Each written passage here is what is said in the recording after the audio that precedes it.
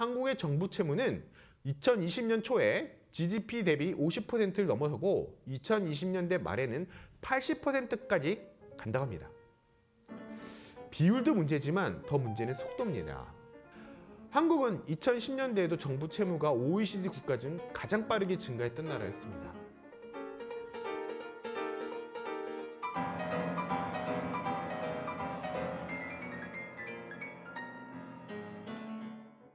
안녕하세요. 자본주의는 왜 멈추는가의 저자 한지원입니다. 이번 강의는 인플레이션 이슈를 중심으로 양적 완화, 재정 적자 같은 화폐와 관련한 경제 현상들을 마르크스 화폐 이론으로 분석해 보려고 합니다. 아이의 공포 들어보셨나요?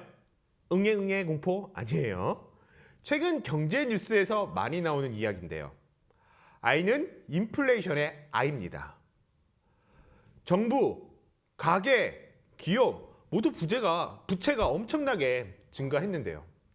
인플레이션이 커지고 이에 따라 시중금리도 높아지면 이자 부담이 증가하면서 경제가 크게 흔들릴 거라는 위기감입니다. 인플레이션과 금리 상승은 부동산, 주식 같은 자산시장에서 특히나 공포스러운데요. 자산시장에서 돈이 빠지는 계기가 되기 때문입니다. 코로나19 이후 부동자금이 증가해 자산 가격이 크게 상승했죠. 사람들이 이 크게 상승한 자산을 구매하기 위해서 돈을 싸들고 시장에 들어왔습니다. 심지어 B2, 즉 빚을 내서까지 투자를 많이 했죠. 여기서 자산 거품이 빠지면 어떻게 되나요? 손해가 막심할 겁니다. 다만 경제학자들마다 인플레이션이 커질 거다 말 거다 예측을 둘러싸고 논쟁이 치열하긴 합니다. 이름 좀 있다고 알려졌다고 하는 거시 경제학자들은 인플레이션 예측에 대해 한마디씩 다 이야기를 하고 있는데요. 과연 어떻게 될까요? 시청자분 중 아마 주식 투자를 하고 있는 분이 있다면 신경이 예민해지실 것 같아요. 자, 오늘 강의에서 마르크스의 화폐론이 그 답을 찾는데 시청자분들에게 도움이 될 것 같습니다. 시작해보죠. 먼저 우리가 여러 화폐 현상을 잘 이해하려면 화폐와 신용, 즉 돈과 빚의 차이부터 정확하게 알아야 합니다. 마르크스 화폐론의 가장 중요한 특징도 이 화폐와 신용을 잘 구분한다는 점입니다. 구분해서 분석을 할 수 있다는 건데요. 경제학은 하지만 이를 정확하게 구분하지 않습니다. MMT라고 불리는 최근 유행하는 경제학 한 분파 이론 같은 경우는 아예 한 발 더 나가서 화폐 없다, 신용만 있다 뭐 이렇게 말할 정도죠. 우리가 평상시 말하는 돈은 사실 지갑 속 현금만을 지칭하는 건 아닙니다. 우린 보통 현금보다 훨씬 많은 돈을 예금으로 보유하죠. 그래서 물건을 사고 팔 때도 현금보다 신용카드나 계좌이체를 이용하는 경우가 많습니다. 이런 돈이 얼마나 있을까요? 우리 한국으로 보자면 2019년에 한 880조 원 정도 됩니다. 그런데 이 중 현금은 단지 110조 원밖에 없어요. 나머지 770조 원은 언제든 현금을 입출금할 수 있는 예금입니다. 우리가 돈이라고 부르는 90%가 현금이 아니라 이 실제로는 채권 채무 관계라는 건데요. 채권 채무 관계라고 한 이유는 예금이 예금주 입장에서는 돈이잖아요. 은행 입장에서는 뭘까요? 빚입니다. 둘을 합하면 제로. 사라집니다. 그냥 신용이에요. 채권 채무에 근데 신용 관계가 이렇게 돈처럼 사용될 수 있는 건 은행의 기능 덕분입니다.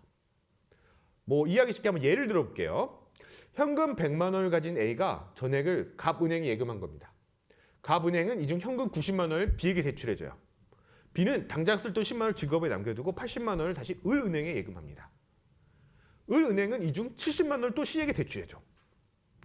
이 경우 A, B, C가 가진 돈은 얼마일까요? 계산되시나요? A의 예금 100만 원, B의 현금 10만 원과 예금 70만 원, C의 현금 70만 원, 합계 얼마? 250만 원입니다.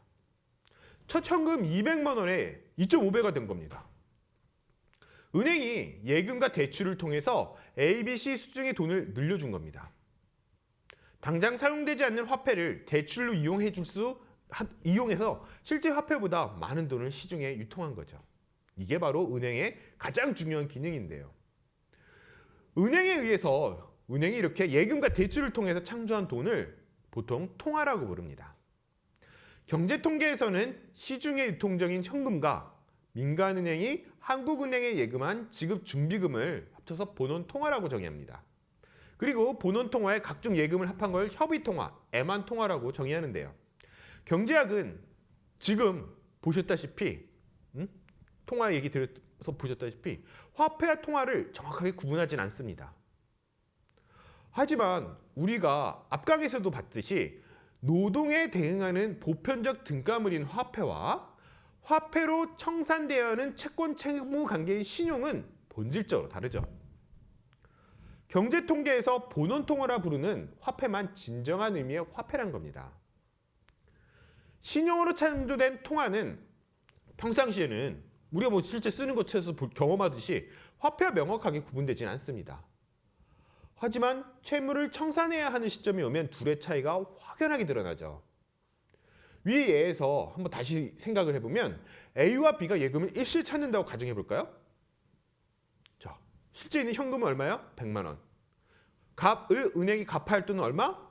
170만 원이에요. 70만 원이 부족하네요. 실제 이런 상황이 오면 은행이 부도가 납니다. 뱅크런이라고도 부르죠. 자, 은행을 매개로 한 빚의 사슬이 화폐를 통한 지불의 사슬로 바뀔 때 이렇게 화폐와 신용은 그 차이가 분명하게 드러납니다. 신용의 특징은 확장성에 있습니다. 우리가 그럼에도 신용을 계속해서 사용하는 이유는 그 확장성이란 어떻게 보면 장점 때문인데요. 중앙은행이 발행하는 화폐는 원리적으로 국민경제 노동에 비례해야 합니다. 그렇지 않으면 인플레이션이나 디플레이션이 발생할 수 있죠. 하지만 신용은 양자간 채권 채무의 약속이기 때문에 이런 제한이 없습니다. 예를 들어 만약 은행이 내부의 현금을 아예 보유하지 않고 예금 전체를 대출할 수 있다면 어떻게 될까요? 여러 은행이 예금과 대출을 끝없이 이어갈 수 있겠네요. 1원만 예금해도 계속 대출 해주면 얼마가 돼요? 예, 무한한 신용을 만들 수 있을 겁니다. 빚이야 당사자 간의 신용 문제지 양적 제한이 있는 건 아니니 말입니다. 하지만 신용의 기반도 역시 화폐입니다. 화폐 가치가 근본적으로 지지되지 않으면 신용도 확장의 한계가 있다는 거죠. 자, 이제 신용이 화폐와 어떤 점에서 다른지 이해가 되십니까? 자, 신용과 화폐를 구분했다고 한다면 이제 좀 화폐에 다시 한번 주목해서 현대 화폐 제도의 취약점을 한번 살펴보도록 하겠습니다. 먼저 미국부터 보죠. 역시 경제 분석하면 미국부터 가야죠. 옆표를 보시면 미국 중앙은행 대차 대조표입니다. 미국 중앙은행을 연방준비은행, 줄여서 연준이라고도 하죠. 2006년 연준은 약 7,900억 달러의 국채를 자산으로 삼아서 같은 액수의 화폐를 발행했습니다. 저번 시간에 설명했듯 국채는 뭡니까? 정부가 세금으로 갚는 거고 세금은 노동가치론의 세계에서 당연히 시민이 지출한 노동 중 일부가 됩니다. 자, 그런데 세계 금융위기 이후 미국 연준의 대차 대조표가 크게 바뀝니다.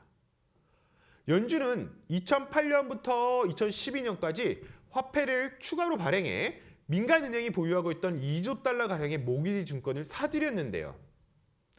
모기지 증권이 가격이 폭락하고 있다 보니까 모기지 증권을 보유한 민간은행이 파산할 가능성이 커졌기 때문에 취한 긴급 조치였습니다. 또 정부가 경제위기에 대응하려고 적자 재정을 많이 했거든요. 그렇게 해서 이제 국채가 많이 발행됐는데 그 국채를 1조 원 넘게 연준이 사들입니다. 이걸 바로 비전통적 양적 완화라고 많이 부르죠. 어쨌건 이런 과정을 통해서 현금과 그에 대응하는 자산이 단숨에 4배가 증가한 겁니다. 역사상 한 번도 없었던 일이었죠. 코로나19 이후에는 더 화끈하게 대차 대조표가 변합니다. 단 1년 만에 자산이 4조 달러에서 8조 달러로 급증합니다. 정부가 어마어마한 적자 재정으로 코로나19 경제 침체에 대응했고 연준이 국채를 매입해서 현금을 시중에 유통했기 때문입니다. 그런데 자, 이상한 생각 들지 않으세요? 우리가 앞 강의에서 본 것처럼 생각을 해보면 그거 우리 그림들 기억을 해보면 인플레이션이 당연히 크게 발생해야만 합니다. 국민 경제의 총 노동이 증가한 것도 아닌데 중앙은행 화폐만 엄청나게 증가한 셈이니 말입니다. 하지만 우리가 현재 경험하고 있듯이 그런 일은 발생하지 않았는데요. 왜 그럴까요? 첫째, 연준이 은행에 넣어준 현금이 모두 시장에 유통된 것이 아니었기 때문입니다. 은행들은 투자할 곳을 찾지 못해서 현금을 다시 연준에 예금해 버렸습니다. 우리가 보통 법적으로 대출해 줄 수 없는 예금, 은행의 예금을 법정 지급 준비금이라고 부르죠. 이것 이상으로 은행이 현금을 보유하고 그걸 연준에 예금할 때 초과 지급 준비금이라고 합니다. 이 초과 지급 준비금이 엄청나게 많이 연준에 보관된 겁니다. 연준의 화폐 발행이 시장에 현금을 푼 게 아니라 결과적으로 현금을 다시 중앙은행에 가둬두고 은행의 자산만 안전자산으로 바꿔준 거죠. 2021년 4월 말 화폐가 7조 달러입니다. 그런데 5조 달러가 연방준비은행으로 다시 돌아옵니다. 화폐가 발행됐는데 시장에서 보면 이게 뭐 발행된 거라 보기 어려운 상태인 거죠. 이것은 화폐가 발행된 건가 안 발행된 건가 이런 상태가 현재 상태인 겁니다. 세계 모든 나라가 미국의 자국 시민의 노동을 제공하고 있는 것도 미국의 인플레이션이 발생하지 않는 중요한 또 한 가지 이유입니다. 우리나라만 해도 수천억 달러의 미국 국채를 구매하고 있죠. 일본이나 중국은 우리보다 몇 배나 많은 미국 국채를 구매합니다. 세계에서 최고 안전한 자산이 미국 국채라고 생각하기 때문인데요. 저번 강의에서 말씀드렸듯이 세계가 망하면 마지막에 누가 망해? 미국이 망하니까. 망하기 전까지는 미국 자산이 최고라는 겁니다. 자국 시민의 노동으로 축적한 부를 미국 정부의 지불 능력에 담보로 제공하고 있는 겁니다. 이렇다 보니 미국의 국민 경제가 성장하지 않는 상태에서 화폐가 증가해도 미국 달러가 표현하는 노동이 확 감소하지 않는 거예요. 여기 시청자분들의 노동도 미국 달러의 가치를 지지하는 데 기여하고 있습니다. 하지만 마르크스의 화폐론에 따르면 이런 상태는 이전보다 화폐의 불안정성을 당연히 크게 키웁니다. 자산의 불안정성이 커지기 때문이죠. 만약 은행들이 연준에 가둬둔 현금을 빼서 시장에 풀면 어떻게 될까요? 자, 이런 상황이 벌어지는 걸 경제가 잘 돌아간다고 이야기할 수도 있는데요. 대출을 은행들이 이제 해주기 시작한다는 것, 실제로. 이렇게 되면 중앙은행 자산과 현금 가치 간의 괴리가 본격적으로 드러날 수밖에 없겠죠. 화폐가 발행된 거야? 안 발행된 거야? 아리까리했던 상황이 실제 발행된 것으로 시장에서 나타나기 때문입니다. 역으로 얘기하면 달러 가치가, 화폐 가치가 좋은 상태가 유지되려면 어떻게 돼야 돼? 경제가 나빠져야 된다는 겁니다. 월스트리트에서는 이걸 이렇게 표현해요. Bad is good. 즉 실물 경제가 나빠야 화폐가 구지라는 겁니다. 자, 그럼 그 반대가 되면 어떻게 될까요? 즉 실물 경제가 구지되면 화폐는 어떻게 돼요? Bad가 되는 겁니다. 중국, 일본 같은 미국 국채를 구매하는 나라들의 경제가 계속 침체되어도 문제가 될 겁니다. 달러 환류라고 이전 강의에서 얘기했었죠. 이들 나라의 거대한 노동이 무역지 흑자를 통해서 만들어진 이들 나라의 거대한 노동이 미국 정부의 지불 능력을 보증하지 못하는 사태가 되면 당연히 중앙은행 자산도 부실화 속도가 빨라질 겁니다. 연준이 자산으로 보유한 모기지 증권이 가치가 불확실하다는 점도 위험 요인입니다. 아까 연준 대차대조표를 보시면 모기지 증권이 크게 들어와 있는데요. 모기지 증권은 금융기관이 주택담보대출 자금을 확보하기 위해서 담보대출 증서를 다른 금융상품으로 만들어서 시장에 내답한 겁니다. 거품이 빈번한 부동산 시장의 속성을 감안하면 국채보다 당연히 불안정하죠. 만약 부동산 위기가 다시 한번 닥치면 어떻게 될까요? 미국 연준이 보유한 모기지 증권은 미국 정부가 지급 보증을 한 건데요. 부동산 위기가 닥치면 정부가 감당할 부채가 엄청 급증하겠죠. 자산은 훨씬 부실화됩니다. 자, 그럼 이제 다시 우리나라 돌아와 볼까요? 한국의 중앙은행에 대해서도 한번 알아보도록 하겠습니다. 옆에 그림은 한국은행의 대차대조표입니다. 한국은행 자산은 국채가 아니라 외국 증권이 핵심이네요. 그리고 외국 증권의 절반 이상은 미국 국채 같은 달러로 표시된 증권입니다. 우리나라 화폐는 한국이 아니라 미국 시민의 노동을 기반으로 발행되고 있다는 의미죠. 예, 뭐 제가 딴 데서 강연할 때 이게 바로 신식민지 아니냐 뭐 이런 얘기 우스갯소리로도 하는데요. 자, 어쨌건 2019년 말 한국은행은 약 450조 원의 국외자산을 기반으로 약 180조 원의 화폐와 160조 원의 통화안정증권을 발행했습니다. 통화안정증권은 한국은행이 발행하는 만기 2년 미만의 채권으로 시중에 유통되는 통화를 조종할 때 사용됩니다. 그런데 왜 우리나라는 국내 시민이 아니라 굳이 미국 시민의 노동에 기대서 화폐를 발행하고 있는 걸까요? 이유가 뭘까요? 자, 좀 역사적으로 보면 이유가 있습니다. 1990년대 중반까지는 우리나라 중앙은행도 정부가 지급 보증하는 채권으로 주요 자산을 구성했었습니다. 1995년까지도 한국은행 자산의 60% 이상이 국내 자산이었죠. 하지만 1997년 외환위기 이후 상황이 완전히 바뀝니다. 외환위기 직후부터 외국 증권 비중이 기하급수적으로 상승해서 2002년쯤 되면 한국은행 자산의 90%가 국외 자산으로 채워지는데요. 외환위기가 한국 화폐 제도에 결정적 변화를 가져온 겁니다. 자, 1997년 외환위기 왜 발생했죠? 예, 우선 직접적 이유는 대외 결제 수단인 달러 부족입니다. 하지만 그게 끝이 아니었는데요. 이후에 정부 지불 능력과 국민 경제 미래에 대한 신뢰 하락이 이어지면서 우리 원화 가치가 원화에 대한 신뢰도도 폭락을 한 겁니다. 외환위기가 원화의 위기로 이어진 거죠.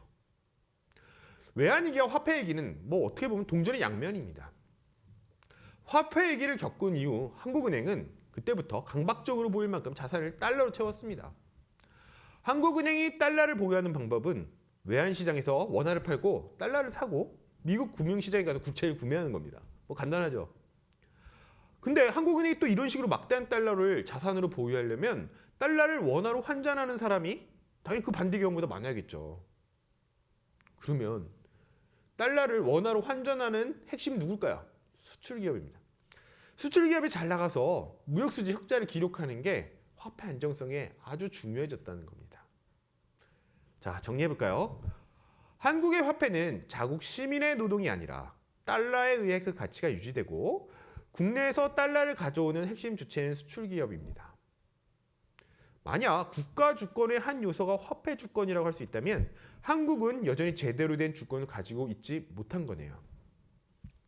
보편적 등가물로서 화폐를 만드는 것이 어떤 국가의 또 역할이라고 한다면 한국 사회에서 국가가 제대로 된 역할을 하고 있지 못하다고도 볼 수 있을 겁니다. 이런 화폐의 식민성은 외환위기 이후에도 한국 원화가 지속해서 불안정해지는 원인이기도 합니다. 우리나라 정부가 재정 적자나 국가 채무에 민감한 이유도 화폐의 이런 불안정성 탓이 크죠.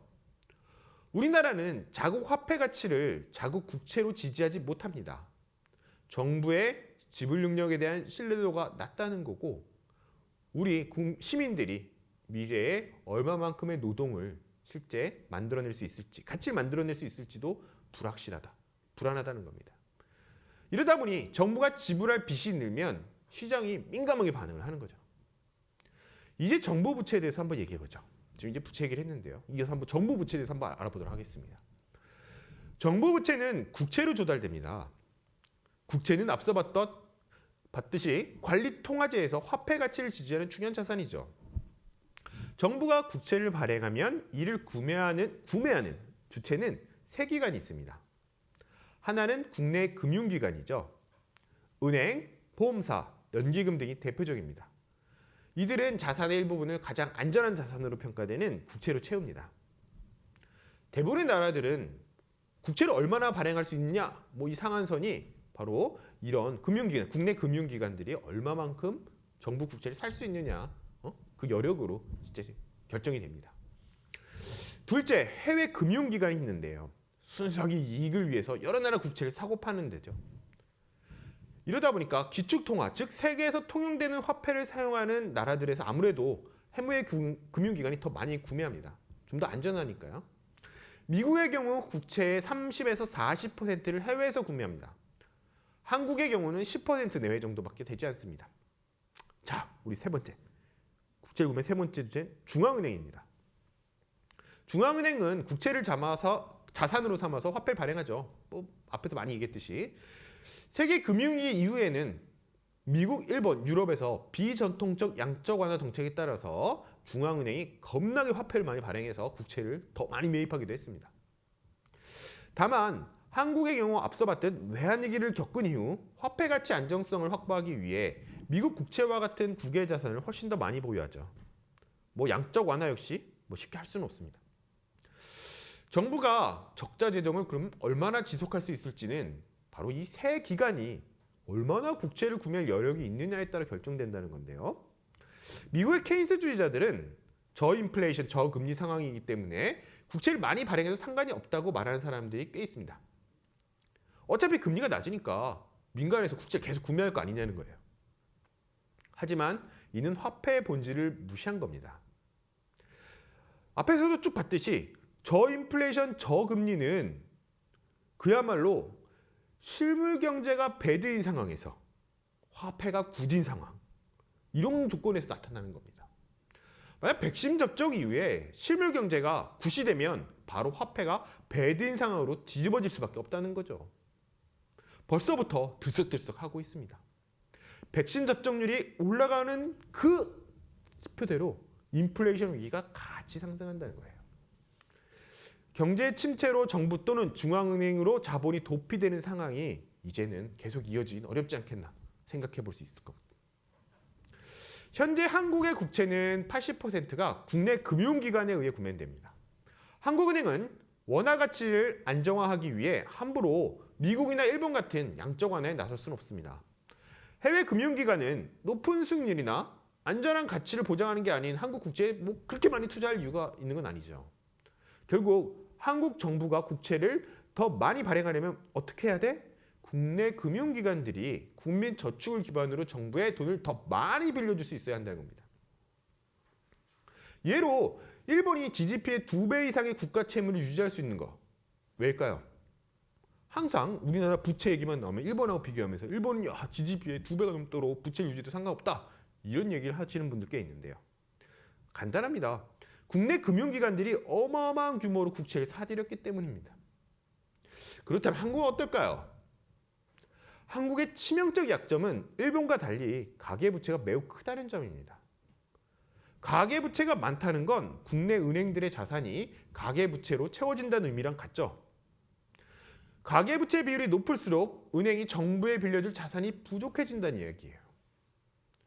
2019년 일본은 가계부채 비율이 GDP 대비 60%인데 반해 한국은 100%에 달합니다. 은행들이 가계에 물려 있는 거죠. 한국의 가계부채 비율은 선진국 중 최고죠. 참고로 국채 구매의 또 다른 핵심인 국민연금도 한번 생각해 볼 수 있는데요. 국민연금의 경우 국채를 꽤 많이 구매합니다. 아직은 여유가 있어요. 본격적으로 고령화와 연금 지출이 시작되지 않았기 때문입니다. 하지만 이게 시작되면 어떻게 되죠? 아주 빠르게 기금이 바닥납니다. 정부가 국민연금에서 돈을 빌리는 게 아니라 도리어 다른 곳에서 빌려서 연금 적자를 채워야 된다는 의미입니다. 그런 시기가 온다는 거죠.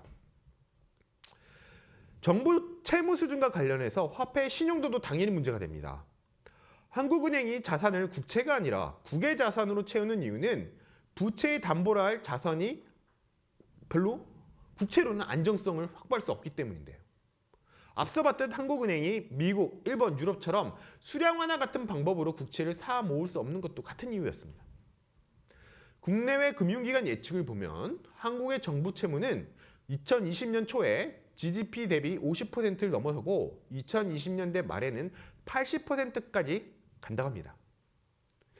비율도 문제지만 더 문제는 속도입니다. 당연하겠죠. 속도가 너무 빠르면 그에 대응하는 담보, 경제 성장이든 아니면 정부의 지불 능력이든 이런 것도 받쳐지지 않거든요. 한국은 2010년대에도 정부 채무가 OECD 국가 중 가장 빠르게 증가했던 나라였습니다. 금리 조건과 국내 금융기관 조건이 국가 채무 비율을 어느 선까지 지탱해 줄 수 있을지 정확하게 예측하기는 어려워요.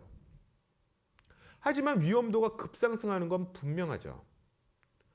확정적 재정으로 미래 성장률을 크게 끌어올리는 것은 우리가 불가능하다는 것을 1강, 2강에서 확인했습니다. 그럼 어떻게 되죠? 채무가 늘수록 위험이 미래 세대로 전가되는 겁니다. 정부 채무의 위험성 증가는 가계부채와 기업부채 문제, 거의 폭탄 같은 건데요. 시한폭탄 같은 건데 이 문제에 정부가 어떻게 대응할 것이냐, 정부가 대응할 수 있느냐, 정부의 대응 역량은 뭐냐, 이런 문제들에 대해서 모두 문제를 일으킵니다. 한국 경제의 치명적 약점이 될 수 있다는 거죠. 자, 마르크스 화폐론으로 가장 이슈가 되고 있는 인플레이션과 정부 부채 문제를 한번 살펴봤습니다. 어떠신가요? 일각에서는 정부 부채가 문제가 없다, 인플레이션도 걱정할 거 없다라고 얘기를 하는데요. 너무 이 문제 때문에 어떤 서민들의 삶이나 노동자들의 생존을 위한 요구들을 하지 않는 것은 이상할 겁니다. 하지만 그렇다고 이런 문제가 아예 없다라고 생각을 하고 사는 건 전혀 다른 문제죠. 이후에 큰 문제를 일으킬 수 있으니까요. 자본주의의 한계라는 것들을 분명하게 인식하고 현 정세가 어떤 의미인지를 분명하게 인식하고 정부에게 또한 여러 경제 주체들에게 요구를 하는 것들이 더 타당할 겁니다. 자, 다음 강의부터는 자본주의는 왜 멈추는가의 2부, 이윤과 임금에 대해 설명합니다. 이윤과 임금은 소득이 분배되는 첫 번째 관문인데요. 또한 우리의 일상에서 가장 치열하게 부닥치는 부분이기도 하죠. 많은 시청 부탁드립니다. 감사합니다.